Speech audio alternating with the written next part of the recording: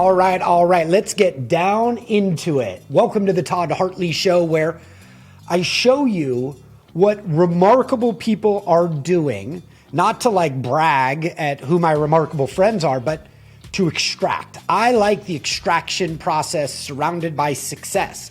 I want you to look at anybody that's on this show. And like the key differentiator that I want to bring to you is I want you to realize that success is actually pretty damn easy if you're willing to learn from people and evolve. Like learning and evolving is one of the most important elements to getting next friggin' level. And Shep Hyken, who's joining us, he's, by the way, a Hall of Fame speaker, somebody I deeply admire. He's a dear friend. There have been many moments where I have reached out to Shep where I am frustrated about something, and Shep has set me straight and guided me along the path. You should also know not only is he a remarkable friend, but Shep Hyken is also one of the world's leading experts in customer service. Now, customer service is the foundation of every type of business. I was a fine dining waiter when I was in college and got so good at it, it was hard to leave. But once you get into the rhythm of serving people and recognizing what their needs are and where their pain and frustrations are, you could actually serve anybody if you just listen to what they're asking for, provide it in a very efficient way at an affordable price.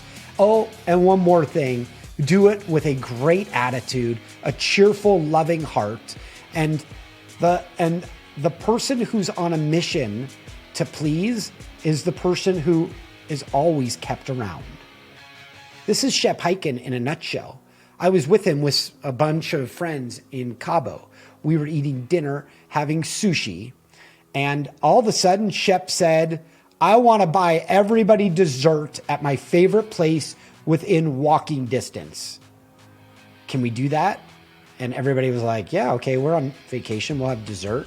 So we walked out the door, and where did we go? Shep took us all to Dairy Queen, 15 of us. And we all stood there in the middle of Cabo after a couple of cocktails, and we had, you guessed it, Dairy Queen desserts until our tummy was full. Listen to Shep Hyken, understand customer service like nobody else can explain it, and extract what Shep Hyken does brilliantly. Pick it up like a blueprint, apply it to your life and how you can serve people, how you can listen to what their needs are, their pain and their frustrations, and how you and your business can respond appropriately like a Hall of Famer would, like Shep Hyken. But first, a word from our sponsors. This podcast is brought to you by the WireBuzz team. Now, if that name sounds familiar, it's because I've spent the past decade growing WireBuzz into a digital marketing powerhouse designed to maximize clarity in complex sales processes so we can help accelerate revenue. And we do this in 3 phases. Phase 1, we transform your website to function like your best salesperson, and then also incorporate persuasive on-demand sales videos. Now your entire team is aligned on messaging, and they're injecting massive clarity into your prospect's head. So your site looks great, but it also has engaging content that helps your team sell on demand 24/7. The next phase, phase 2, we train your sales and marketing teams to sell remotely or in person to expand the impact of your sales team. And the third phase is we develop and run targeted ads to your prospects. Scale those ads to help you achieve more business results. Sign up for the WireBuzz Company newsletter to learn more about effective and simple ways to improve your company messaging, attract more digital attention, and ultimately make more sales. Hey, man, very nice introduction. Thank you. Oh, man, it's always fun. We always have fun when Shep and I are together. But, you know, I learn from Shep all the time. For those that don't know, it's common for me to fire off a call to Shep when I'm up a creek with a paddle, and Shep gives me some guidance that helps me get on track. Now, one of my goals is to make sure that I can extract some of that Shep wisdom rolling around inside of that big, massive dome of his and help you get to your next level. Now, Shep, clearly you haven't always been one of the world's leading authorities on customer service, right? And there must I have didn't been start out that way, and I'm honored that you consider me that. Thank you. I'm lucky. I'm on a lot of great lists, and that's validating. But you don't start out by being at the top. Never do. So was there some type of like magic moment in your career where you stumbled into understanding that there was this like magic to customer service that you wanted to wrap your heads around? So I'm going to ask you a question. Do you use that term magic moment often? Just for you. Just for me, because that's the title of my first book, Moments of Magic, How to Be a Star with Your Customers and Keep Them Forever. And when I wrote that book, I had been talking about creating these moments of magic for customers. And the reason is because my background, if you go way, way back, was I was a magician. And I have a passion for magic, and I still do to this day, and I still will incorporate sometimes even a couple of fun things into my speeches. But I thought, well, this is it. This is what I'm going to talk about. This is the word I'm going to use to describe the great experience that customers should have, and that is we want to give them a moment of magic versus a moment of misery or a moment of mediocrity, which is really average at best. So that's where it all came from. So what got me excited was, number one, I had the ability to perform. I worked in nightclubs. I'd been doing corporate events through high school and college. I saw a couple of motivational speakers, one of which lives not too far from where you are, Tom Hopkins. You know Tom? Yep. I don't know him personally, but I mean, everybody knows him. Yeah, Tom Hopkins, great, probably one of the greatest sales trainers of all time. And Zig Ziglar, the late and great Zig Ziglar. I saw those two guys and I thought, wow, that's what I can do. Because I was really kind of bored doing a magic show. Because when you do a magic show, a lot of times you are hired to do the same act over and over and over and over again. And granted, I found there was great value for me in entertaining an audience. And I got a lot of good feedback with applause and laughter. And every time you're interacting with a member of the audience, it changes the show a little bit. But I knew there was something more than I wanted. And it turned out it was business. And if I could marry business with magic and performing, well, there you go. So granted, I don't do a lot of magic in my speeches, but I do enough to keep me interested and entertained. But also it's the ability to get on a platform and speak, talk, entertain, motivate, whatever you want to call it. That came as background. So that was really kind of cool to be able to take a passion and turn it into something that's a livelihood. Now, speaking of magic for a moment, Shep, his wife Cindy, and I, and were all in Cabo together, and we went to dinner over the ocean, and Shep did a magic trick that I'm still upset about today. Does good magic leave the audience in awe, but also frustrated trying to figure out how it was done? I hope they aren't frustrated. I hope they see it for what it's supposed to be, which is just entertaining. I'm still frustrated over that. That's because you're this certain mental, it's like my aunt / cousin. She's got to be like 85 years old. She goes, I hate magic. I go, you always ask me to perform it. Well, I like to watch it, but then I start thinking about it. It keeps me up at night. And I go, chill out, babe. Chill out. No. there are okay, go ahead. I don't do it to fool you like, hey, I'm better than you are. I do it because there's wonderment there and it's fun and it's interesting and quirky. And what trick did I do? Do you remember the trick? Oh, yeah. You did the one where you called the restaurant.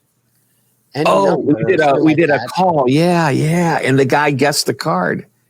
Yeah, the guy called anybody's phone number, and the guy guessed the card, and that you had in front of us, and I'm still upset about it. Now, Shep, that is a magic. About that? Yeah, go ahead. I don't know if it's going to work, and because you're going to dial somebody. Sometimes, like I wasn't even sure it would work from Cabo because I know that you can dial a U.S. number from your cell phone. And I'm glad because otherwise, without extra money in charges, but we got somebody. You don't know if you're going to get like somebody's answering machine, or maybe, that song or that sound that goes, doo, doo, doo, your call cannot be completed. Yeah. So, because you're dialing this random number. And then you finally get somebody on the phone and you say, hey, can you just take a wild guess? Just name a playing card. And once in a while, they say some really nasty words to me and hang up the phone because they think I'm a prank phone call. But no, I'm trying to do a show here for my friends. Would you just name a card? And So all this happened at dinner. The guy who answered the phone really wasn't that happy to be answering the phone in the middle of somebody's magic trick, but he nailed the card. Yeah, and so I love it. Sometimes we get sometimes we could FaceTime the people if they're willing to do that, because I like to see their expression when they guess the card and it's the right card. It blows everybody away, including the person that's naming it out loud. Now, in your career, you were a magician, and you could perform in front of people like nobody else. But was there like a aha moment where you thought customer service could be the wheelhouse, that I could add so much value into people's lives, that I could help them get a better, build a better company, create the right culture? Like, what was that moment for you, Shep? Yeah. Well, first of all, growing up, my parents made me do the right things for my clients that I did birthday party magic shows for, and eventually working adult parties and nightclubs and corporate events. When I graduated college, it wasn't even a year out of college when I saw these two guys do their presentations, Tom Hopkins and Zig Ziglar. And I decided this is what I thought I could do. I went to the bookstore and I said, okay, there's got to be some books that I can read and get better and come up with an idea for a speech. And I was attracted to everything related to the customer. There was a book called In Search of Excellence. This came out in 1983 by Tom Hopkins. Not Tom Hopkins, by Tom Peters. And that was I went, wow, this is exactly what I want to talk about, how great companies do what they do. So I always had it in me. It took going to the bookstore and see. By the way, back then you don't get racks and racks of books like you do today when you go into a bookstore in the business section. You get like one shelf of books. So it was much easier to choose what I wanted. And it was, I got In Search of Excellence. I bought a book, I believe it was called Service America by Carl Albrecht and Ron Zemke, and another customer service book. I believe it was also by Ron Zemke. And I read these and I said, this is it. This is what I believed in my whole life. This is what my parents taught me when it comes to taking care of people in business. I'm going to write a speech about this. And that's how it all started. And really, I think that's so important. My mind is a mind that is willing to be grateful and appreciate everything that comes my way. Even on bad days, I find good things that happen. And the ability to have breakthrough moments when you are grateful for what you're experiencing is far greater than you just go through life with blinders on. So you have to be open to it. You have to be open to look for the next level. Were you like me? Were you a speaker in search of a golden topic?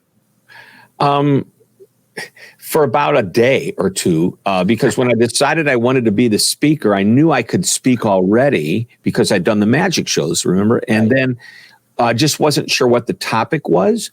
But by going to the bookstore, I immediately figured it out. So I didn't have to and what's really interesting, if you look at my very first speech that I ever did, okay, there were two companies.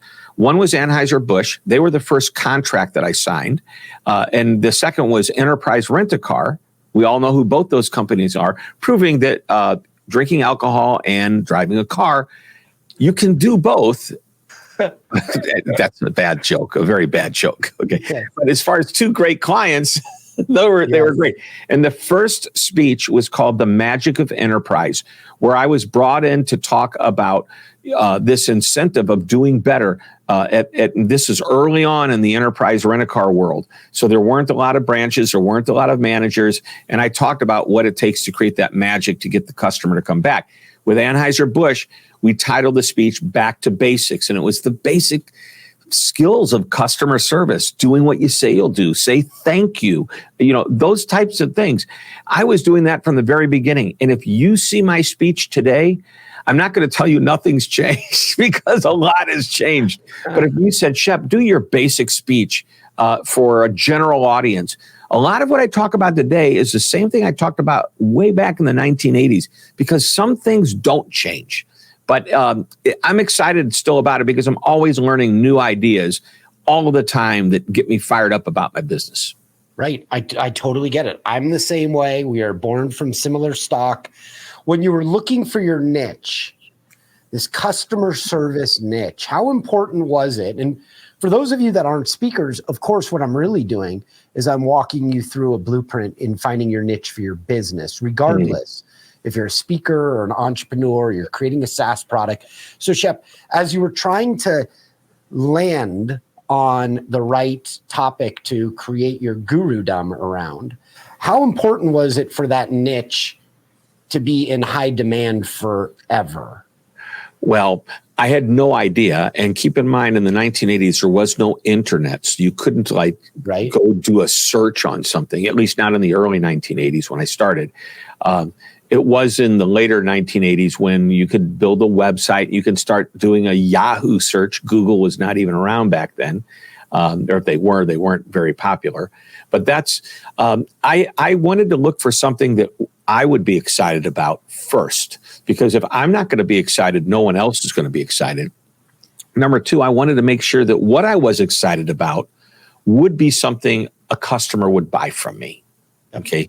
So that was two criteria. And I always said, and I said it for years and years and never really made a change as a result of what I said. I said, I don't really care if I'm a professional speaker, or work in an ad agency, or, do what you do, Todd, anything. It doesn't matter as long as I love what I do and I can make a good living at it. That was really the criteria. I had to love it first and make a living at it. And I found out, go ahead.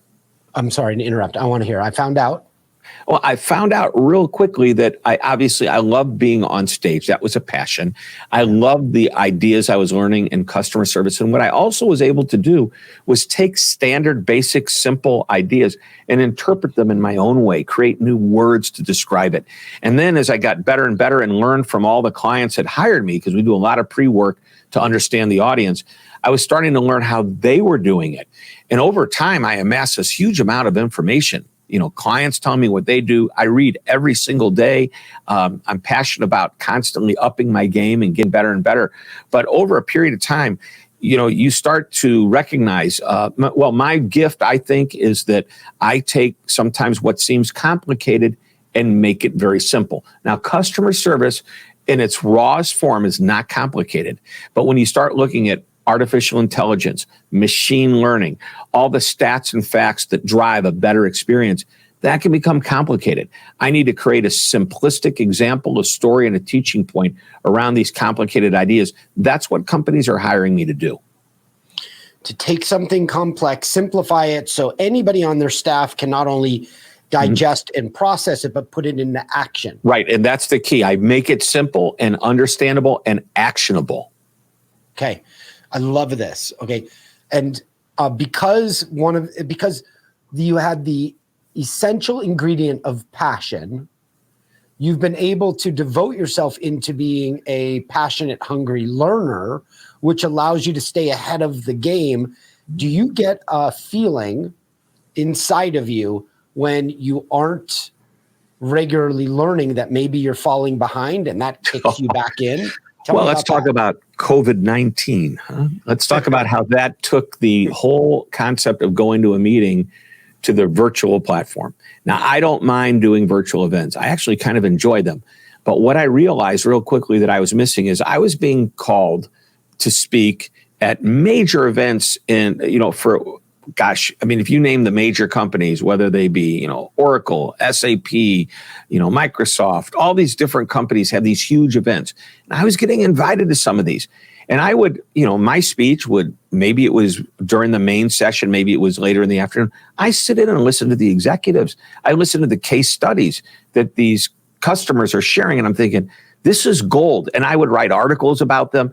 And I loved learning. And the moment I couldn't go to a live program like that, I realized that was where a lot of my learning was coming from over the last 10, 15 years, was listening to the true case studies that were being, shared on these stages.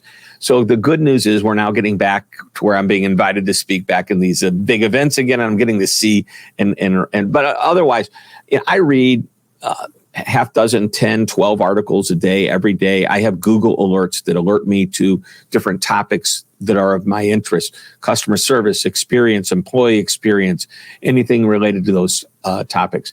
And then I also have this magazine that I created. Even though you can subscribe to it, I created it for myself. And basically what's the word I'm looking for? It consolidates, maybe that's the right word. Or curates. Curates content, right. So what I've done is I followed 50 different people or publications where the keywords customer service, experience, all the same keywords I mentioned before and more are in there. And anytime one of these publications or people post or share something with these keywords, it curates into a daily magazine for me to look at. And so, love it. Yeah. And that's the way I start looking and reading about what I do. And if I ever find myself having a hard time coming up with something to write about, I just go back and look at all the titles that other people are using. I don't even need to read the article. I go, oh, I can write about that. And then I just start and riff on it. Sometimes it completely changes into something completely different, but a lot of times it's that title that gets me started. Okay. I love this, Shep. I think our process, yours and mine, is very similar. I look at news, I take that information and I go, if this works there, it would work here.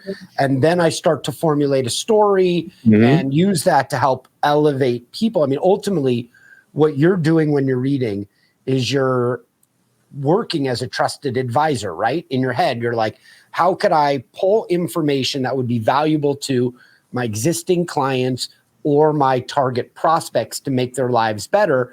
And then how do I share that so not only does their life get better, but they recognize the unique value that I'm bringing into their lives? Are you doing something similar to that? Yeah, we want to just keep it simple. That's when I write my articles. I don't believe I write on anything other than common sense, but common sense is not always so common. And sometimes you have to look for that common sense inside something that's really complicated. You know, if you look at the computer and artificial intelligence today and how it's driving the customer experience, you can become overwhelmed. But when you break it down in its most simplistic experience and what the outcome is, it's really not that complicated. I always say nothing's changed in customer service. It was the same 100 years ago, and it's going to be the same 100 years from now, 1,000 years from now, because people go, yeah, but what I mean, all this, you go on, you can chat, you can use your thumbs on a mobile device, you can Zoom, you can use, there's so many different ways to connect. It's become really complicated. I go, no, it hasn't. Customer has a problem, a question. They need to talk to somebody. And whether they're actually talking to somebody or doing it another way, at the end, they're happy. So they start out with the question or problem, and at the end, they're happy. What's changed? Nothing. It's just how we go. Delivery mechanism or the interaction technique. Yeah. But besides that, it's still the core, right? And it's the same thing. Timeless. Yeah.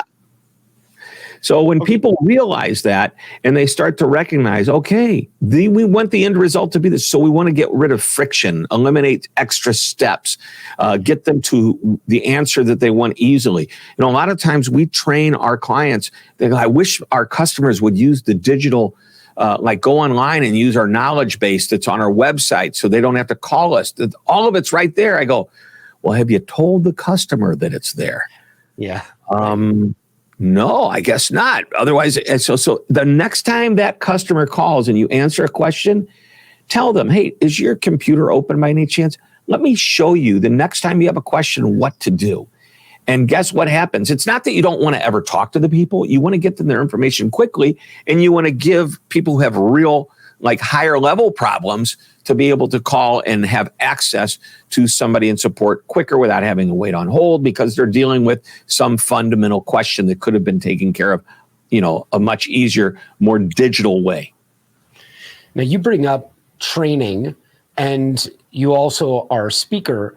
How do you get from the training part for the speaking part to the training part? Like at what point in your career this is a good one. Realize that that's another way that you can serve people at a deeper level so they can get better results in working with you?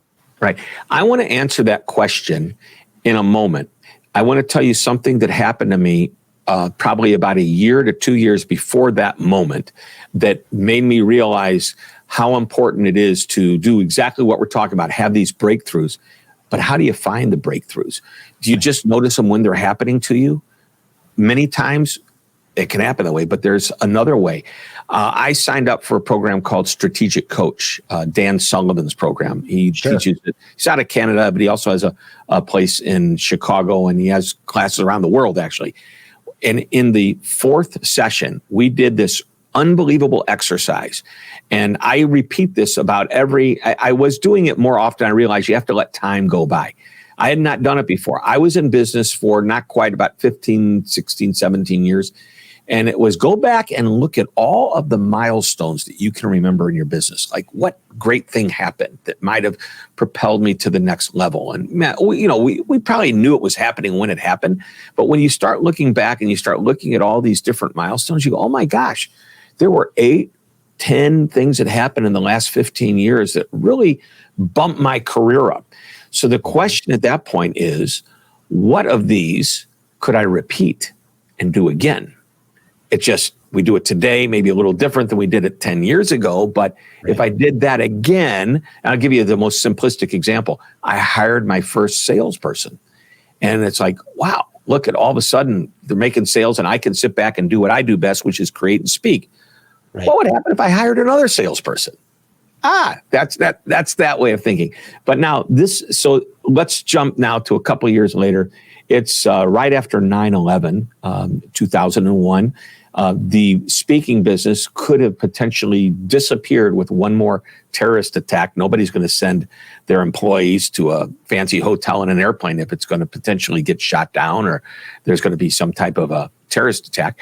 And I thought, wow, what am I going to do? Well, I know if I took it to the company, they won't necessarily be having everybody together in a big sales meeting, but that would be training. I'm going to turn all of my content that I did in a speech into a training product. Let's see what that looks like. And then I can call companies and say, I'll come to you. You don't need to come to me. Put me in a break room, put me at a hotel down the street where because that's different than putting people on an airplane, right? So that's what I did. I hired a course designer who helped me take my content and redesign it into modules so that I could do a 2-hour training, a 4-hour training, an 8-hour. I could do multi-days. So we did this, and it was quite a fun experiment. And then I did my first training date, which, by the way, I didn't realize you're not supposed to typically charge as much for training as you do for speaking, but that didn't stop me from charging the same thing. And when the client said, yeah, we want you for a full day, I charged them more than I would for a speech, and they didn't balk. But at the end of that day, I just said, this was not fun. And I'll tell you why. I'm better at talking and doing a little bit of interaction. But what I don't want to do is throw out a concept, let them work for 20 minutes on their own while I look around saying, can I help you? Do you need it? And then come back. And that just wasn't me. So then I started hiring other people to do this content that I created, because it was all laid out perfectly for somebody to pick up a book and my facilitator guides, which I know we're on video. They basically, here it is, and open it up, and I've got all the content in here, all the pages, everything. So we made this available to trainers that I approved, and then I would go ahead and turn around and sell to a client a training product. And let me tell you what, this is great, because now I've got 2 really strong offerings in my business. Before it was just me, and that's a dangerous place to be. That's a practice. Like if I'm cutting hair, imagine me cutting hair. But if I'm cutting hair and I decide to take the day off, I'm not going to have any clients sit in my chair. I don't make any money. Okay, but now I'm starting to book other speakers or trainers to do my content. So that's great. And then other things rolled along. We have on-demand training now that's virtual, that you do through the computer. We have hybrids, but all this is really important because your business can ebb and flow. The economy can ebb and flow. And by having several different offerings that you can create and take care of your clients and customers with, I think that gives you an opportunity. The last couple of years with the pandemic, I stopped speaking on stage and I started speaking virtually, just like we're doing here today. It was either do a speech, a fireside chat. My trainers would deliver training virtually. The on-demand It didn't even take a trainer me. It's done. We started to look at other ways companies can use me. We came up with 7 very specific ways that clients can potentially use and hire me, as opposed to just speaking and training. That's it. So that's how it all happens. Just kind of comes Shep, together. that's like, those are a lot of acceleration moments. Some of the takeaways there is to look back into your career, identify moments where you accelerated, and then see if you can recreate those now. There are a bunch of examples that came to mind when you were explaining this. I'll share them with the audience, but I love extracting that and then seeing how it works. Like if it works for you, you could pick it up like a blueprint and then see if it applies in somebody else's business or so. Oh yeah, on. 100%. Like that's uniquely valuable for me to be able to see it. I was a fine dining waiter and I was trained in how to enhance the customer experience. And the waiter training helped me find these key moments to delight my digital marketing clients and prospects. In our 12 years, we've lost one client and we deserve to lose that client. But for every other company, we've been able to delight them through these like moments. How can companies elevate that customer experience, Shep? And how do they get that kind of ownership mentality down through the whole organization so everybody is creating these magic moments? Right. So great question. Boy, there's a lot there, but let's start with this. Customer service is not a department. It's a philosophy, and it needs to be grasped by everyone from the CEO to the frontline employees and everybody in between. So that's number one. It's everybody's job. We have a client right now that has 600 employees, and they keep asking, do we really need to train all 600 of them in what you do? I go, you do, but not in the same way. I mean, your people in the warehouse need a small amount of training where the people on the front line need larger, but they need to be speaking the same language, and it needs to be reinforced all the time. Now, I know I'm getting off the topic, but number one, embrace the concept that it's a philosophy, not a department or not a tactic. Number two, when you're hiring people, you need to think of it that way. You need to think, am I hiring somebody that's going to fit the personality of what I need? Not only for the customer, but for my organization. Would they fit into the culture? Number three, train and train some more. Training isn't something you did, it's something you do. And you don't have to spend a lot of time on it. You can do an initial immersion into customer service. That might be a short course, or it might be a book club. You have everybody read a book and then you talk about it. But then what you do is on a weekly basis, and I recommend it every week, is you take 5 minutes at a morning huddle or a meeting and just say, hey, somebody share an example of when you created a magic moment for one of your customers. Give me an example of when we turned a moment of misery into a moment of magic. And you start telling these stories at each meeting. Just spend 3, 5, 7 minutes at the most. And you do that on a regular basis, and you start to create sustainability because people are always thinking about it. Because what you want is for everybody to be what I call service aware, which means they're aware in the moment, in that actual moment, that they're doing the right thing for that customer.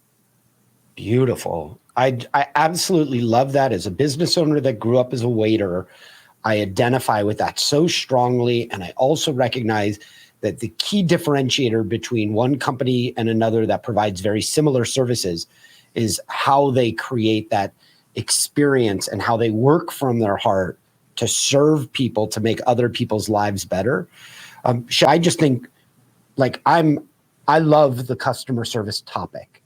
And I'm so grateful that you're out there preaching the good gospel to help businesses identify, because one, I know it's a game changer. The second thing I recognize is every time I go out to eat, when the experience isn't great, my poor wife has to hear every little detail. We went to a restaurant the other day, and as I mentioned to you, we just moved out of Scottsdale slightly, and my expectations need to be modified because we sat down for dinner in the gap on the table between the table and the ledge or the lip of the table was duct taped all the way around the table. And I said to my wife, I go, I don't know if this is acceptable to do this. And she looked at me and said, once again, you need to change your expectations. You'll have a much better meal. And, it's like, but like customer service, when it's ingrained in you, you recognize it, you identify it, you want to get up and start teaching people.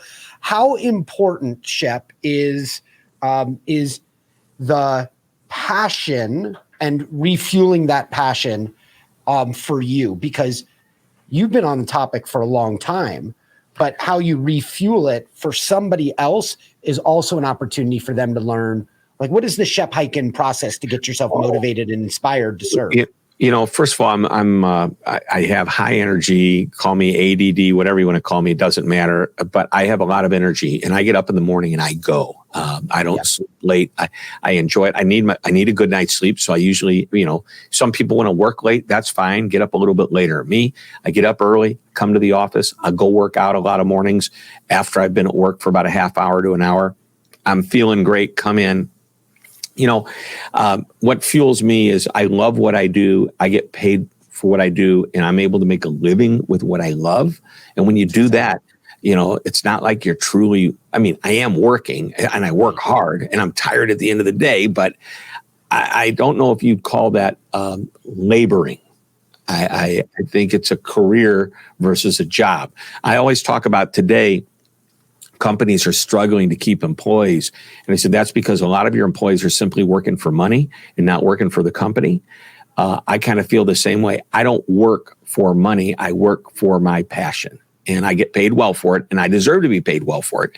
And I've learned if I'm not paid, like even when I sometimes will do events at no charge, if it's the right event, never in a moment do I think about, I should be paid a lot more for this. I shouldn't do this next time. No, I will tell you, years ago, I used to do magic shows for General Motors. They would hire me to do the auto show circuit. And there were sometimes 10 days in a row of doing auto shows. What was fun is I got to combine my passion for speaking with magic shows. Because in the morning, I would talk to salespeople at dealerships. And then I would go, like if I was at the LA Auto Show, I'd do that in the morning. I maybe would talk to the dealers that are getting ready to go out on the floor, that are going to work the auto show floor and sell cars to the public. But then I would go and they would have me entertain the public and talk about the magic. Or I'd do magic and talk about the cars in the magic. I'd weave it into the show. And it was a lot of fun to do that. It was a job, like a dream job. Yeah. And somebody said, I did 12 shows a day. Think about it, 12. Now, not including the speeches in the morning, but from an 8-hour shift, every 45 minutes, I would do about a 15 to 20 minute show. Okay. And at the end of 10 days, on the 120th show, one of the clients I was working for came up. He says, how do you do it? I go, what? You are just as enthusiastic and energetic as you were on the very, very first show. I go, well, there's two reasons that this works. What's that? Number one, I love what I do. And when the audience is giving me feedback in the form of laughter, applause, whatever, that tells me I can keep going. Number two, you guys pay me really well to do this. I don't want to blow it. So even if I were to take, and I told them this, even if I were to take what you pay me and divide it by 120 shows, that's a lot. I'm not going to mess up even one show. So maybe so money was a little bit of a motivator, but it was really, I was being paid to do what I love, and I didn't want to lose that opportunity. Shep, this reminds me of the worst speaking gig I ever created for myself. Yeah. And I signed a day rate.